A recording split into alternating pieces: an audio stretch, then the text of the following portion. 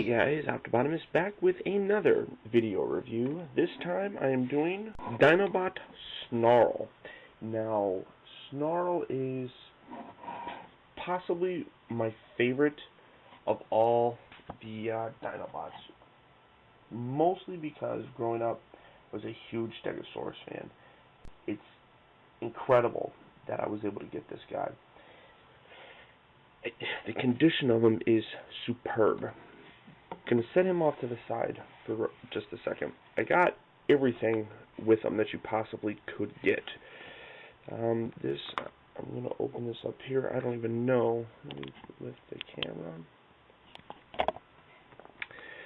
These things have been folded and have been in this position for years. It's an order form for Transformers. Wow. Wonder how. No cash, please. Send check or money order. 1984. Oh, offer expires in 1986. So apparently, I can't order from them. This is the little screen thingy that I don't have the stat card or the spec card or whatever, but I am getting it. I'll probably get it tomorrow in the mail. The guy who mailed these forgot to include that, and he's including it. The instruction book for my good buddy Snarl, which, when you look at the instructions of these guys, they're so much better than previous from the other new ones. I mean, it says, hold front of dinosaur in one hand, pull rear of dinosaur away from the front. I mean, it actually tells you what to do. Really, really cool. Definitely a huge bonus. Study your Transformer tech spec. Each Transformer has different levels of strength, speed, skills, etc. Click the bio card and tech spec from the package. Use the special red decoder enclosed to decipher the specs. Wow. So cool. Proof of authenticity. Can you find the black square label on your Transformer? Rub the label which robot face appears. Or watch robot face appears. It is your evidence that this robot is a true Transformer. So apparently that rub sign is used to differentiate between that and the GoBots or something. And this is a checklist of sorts, it seems, with pictures. Oh, check that Skyfighter picture. Autobot Air Guardian. Wow. This is the first time I'm opening this up and looking at it, and it's a poster, a big old poster with all these guys. I mean, they're so cool. Let's see, Astro Train,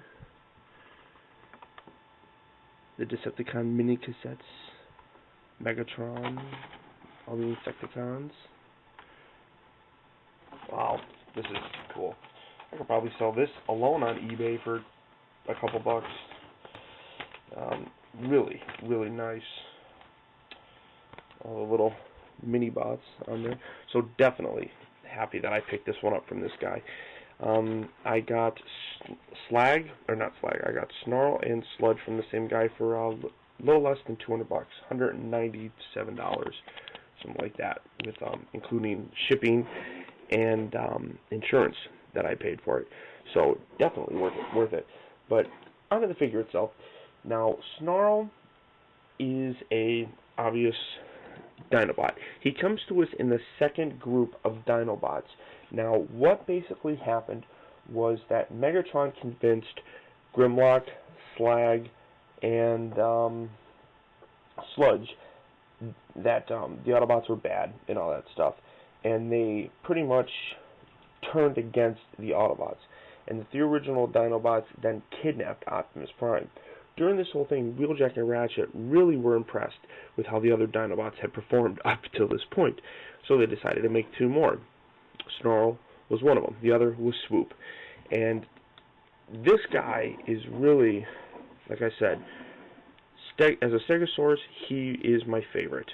just because the Stegosaurus always was my supreme favorite dinosaur growing up. I just thought it was cool. The plates were incredible in my mind, and I just thought it was a wonderful thing. Again, they were part of the Diaclone line from Takara, and they all have their little spot where you can hide a human counterpart or somebody to control it. Now, Snarl is very much a loner. He doesn't talk very much, and he very begrudgingly follows the orders of Grimlock, and really kind of leaves the thinking to everybody else. So he just does what he is told to do. He loves to fight, but he's an isolationist, so he doesn't like talking, and really people think of him as a generally unhappy type of a person. He loves to fight, though, like I said. In fact, he gets a thrill out of it, and because of that, he is a tremendous warrior. He loves it. He also really does not like the mode that he's put in. He does not like the fact that he's a dinosaur. He pretty much thinks it's disgusting. He does not like it whatsoever. But it gives a great amount of power and ability because he's the dinosaur. Because these very shiny still panels, as you can see, those are reflecting something fierce. I mean, look how clean this guy is. It's like me, slag. But like I said, real shiny, very, very reflective still. These are solar panels, so he collects power during the daylight and the sun, making him a far more fierce warrior in the sun and such. At nighttime, he obviously is more weak because he doesn't have that sun to draw on the strength. In his mode here, there is some articulation again in the legs. You can get some posability in it. The legs will move, both sides. His head does split apart. But some good posability, as I said, in the legs. Mostly due to the transformation process. Overall, gorgeous figure. Oh, also, something that's the one thing that I don't particularly like about this figure, and as you can see his rub signs right here, is he authentic? Yes, he is. His tail looks real short and stubby. I wish it would have came down maybe a little bit more, and it also rubs on the ground. I'm not a big fan of that. I can imagine why a lot of people's figures on the bottom of the tail would be scraped up. But also the spikes.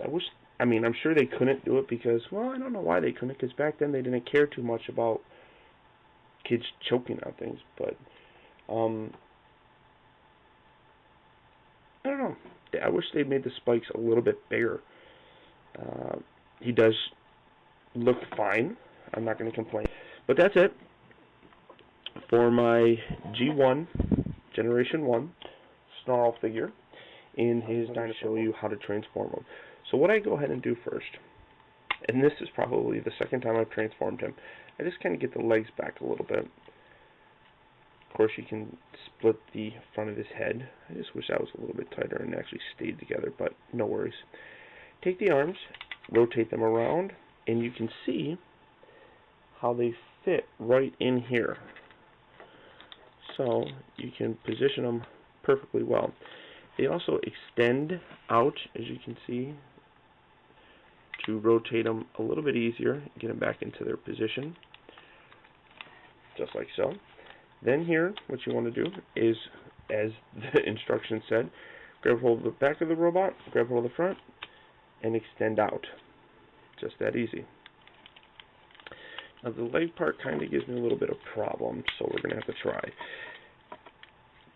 Come around here to the bottom and spread these. There we go. There's one side. And the other, it sticks a little. There we go. Just like so. Then rotate them down. Very tight still. Rotate that down. And you have him pretty much in his, you have his legs pretty much done. Then what you want to do here is rotate the torso and set it back down. Real easy. Rotate the arms. And as it does that, this bottom piece here will come down loose and the arm will extend out. Then just continue to rotate just like so. Do that with the other side. Kind of a little bit of an automorph in an 80s toy. As you can see, the leg was all the way up here. As you rotate it down, let me see if I can angle. Actually, if you rotate the arm, this comes down and the arm snaps out. So, like I said, a little bit of an automorph right there. Get the arm all the way around.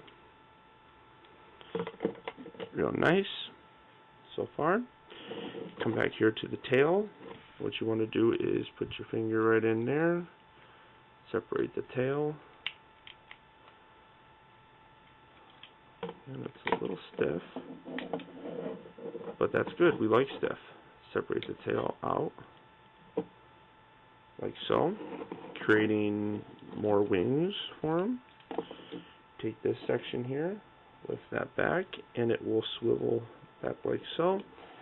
Reach in here, pull out Snarl's head.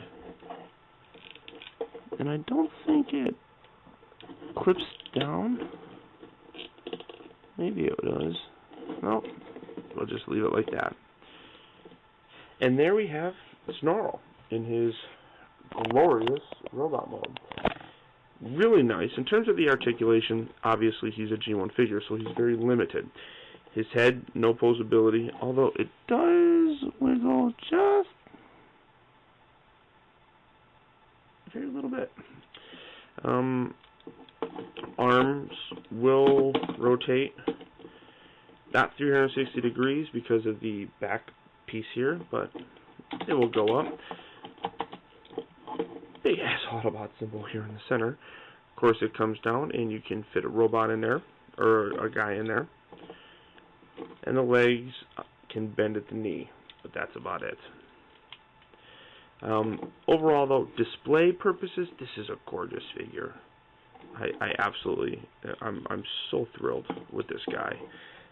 He did come with his weapons, but yeah, here we go. I did get all of his weapons, including his missile with 3 extra missiles, but it doesn't shoot. Apparently there's a lot of problems with G1 toys that I didn't know about, that they don't ever come flying out. His sword just goes right in there, in his little stubby hand,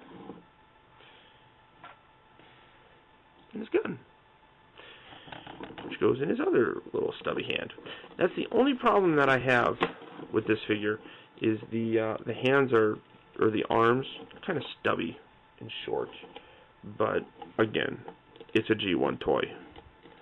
I shouldn't even think about complaining. But again, all the red up in here is all metal.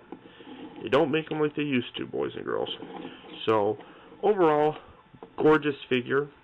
Do pick him up if you do not have him. If you can find him, I highly recommend that you pick him up. He's just that cool. And like I said, I got mine with this dude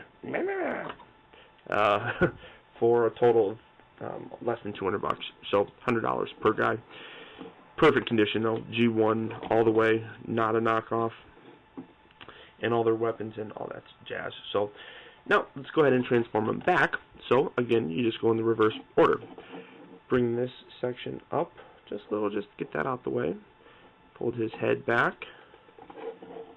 Get locked in. And now, there we go, just fold the head back inside there. Bring this section forward. He's one of the only Dinobots that fold this closed.